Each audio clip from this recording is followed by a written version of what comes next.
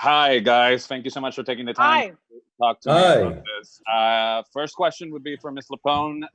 Please talk to me about sort of the challenge and the fun of sort of going from a character that's deeply bitter and then swings into such positivity and sort of a force for good. If you could talk a little bit about that, please.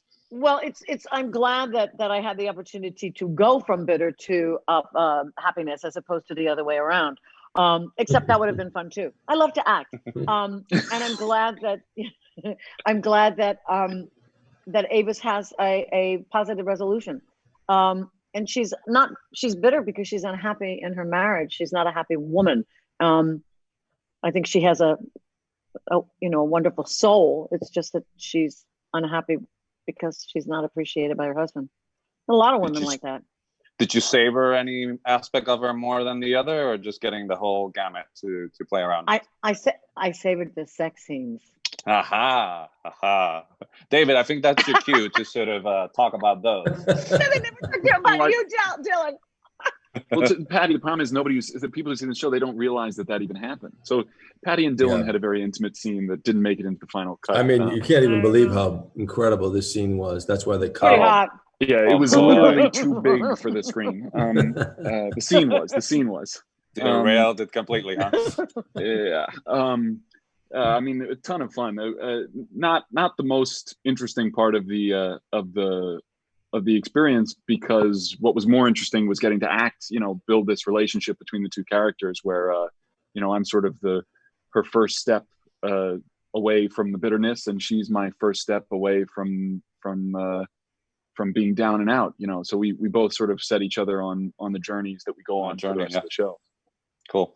Dylan, I wonder if you thought about it when you shot it, but I was thinking like the tone of this show is like wildly volatile and amazing. And I think your character is sort of the one that gets to set that tone in that meeting with David in the bar. Once he sort of blurts out that line, you don't know where the show is going to go. So did you think about that? And did you enjoy sort of writing every sort of facet of the tone of the series with Ernie?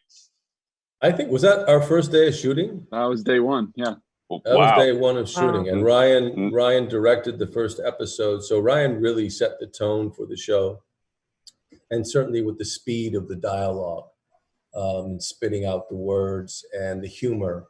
So it was really important for me to have Ernie be this mysterious, funny, presence on screen. So I think that you're right. I think that bar scene really did set the tone for the show in terms of the humor of the show and also the unpredictable.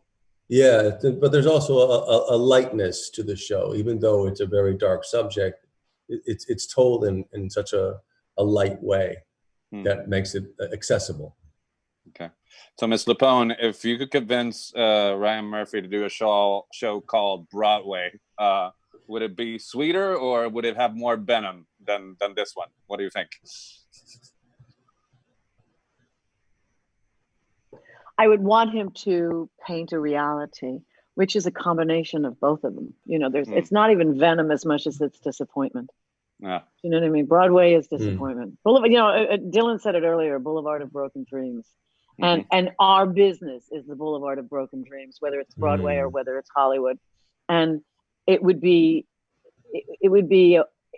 a wonderful television show if it showed both sides of that, including especially obviously the backstage, but especially putting on a show, putting on the sweetness would be the camaraderie backstage, putting on a show with the crew.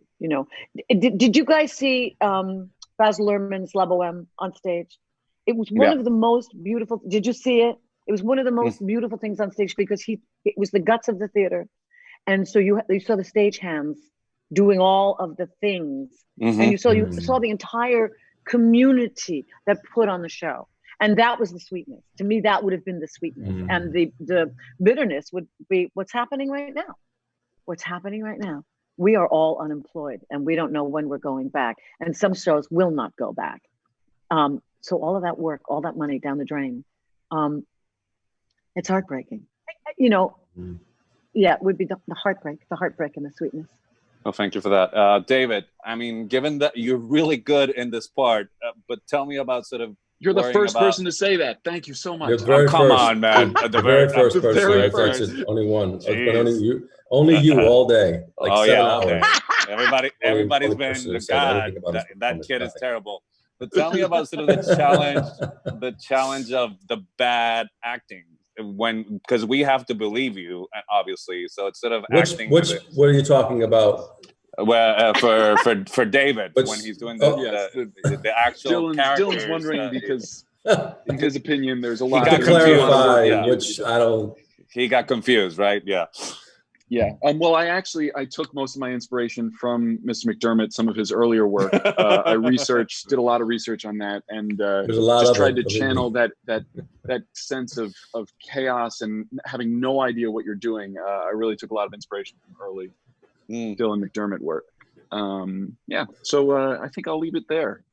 I think he deserves it. I think he deserves it. And unfortunately, Mr. McDermott, my time is up. So the story of my life. Rebuttal. The story of my life. All right. Thank you so much for talking to me about this. Stay healthy. Thank you, Juan. Thank you. Take care.